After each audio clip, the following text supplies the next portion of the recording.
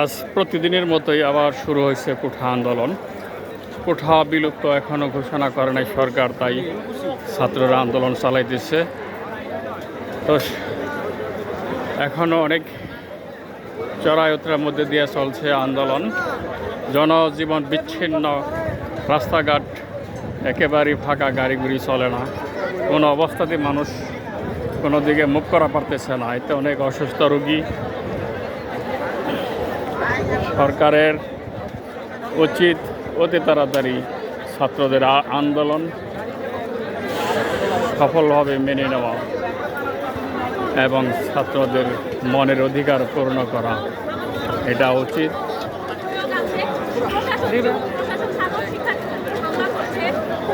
কেন করছে বলুন তাহলে? আমাদের সংবিধান কি কারণে আছে? কেন আমরা আমাদের সংবিধান মানব? আমরা কেন সংবিধান করছি? মুক্তিযুদ্ধের যে ইতিহাস আমাদের পড়ানো হচ্ছে, আমাদের মুক্তিযুদ্ধের চেতনা দেওয়া হচ্ছে, তার কি প্রতিফলন আপনি দেখতে পাচ্ছেন? আমেরিকার সাধারণ সম্পাদক ওবায়দুল কাদের বলেছেন যে এই ছাত্রদের আন্দোলন নিয়ে একটা পক্ষ নাকি এরকম কোনো, এটা একেবারে ভুয়া একটা তথ্য। এখানে শুধুমাত্র ছাত্রছাত্রীরা নিজেদের অধিকারের জন্য দাঁড়িয়ে আছে। এখানে কোনো রাজনৈতিক, কোনো সমাজ, কোনো ধরনের কোনো জোট নেই।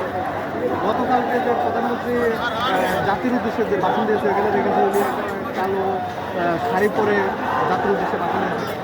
এ ব্যাপারে কিছু বলারই নেই ভাই। এখানে উনি দেখতে পাচ্ছেন না যে ছাত্রদের উপরে পুলিশ তারই দলের একটি অত্যন্ত বাজে ছাত্রলীগ কিভাবে সাধারণ শিক্ষার্থীদের উপর হামলা করছে, হেলমেট পরে, তারপরে হাতে লাঠি সোটা নিয়ে, দা কুড়াল নিয়ে তারা সাধারণ শিক্ষার্থীদের উপর হামলা করছে। তিনি কি এগুলো দেখেন না? তিনি কালকে সংবাদ সম্মেলনে বলেছেন যে পুলিশ নাকি সাধারণ শিক্ষার্থীদের রক্ষা করছে।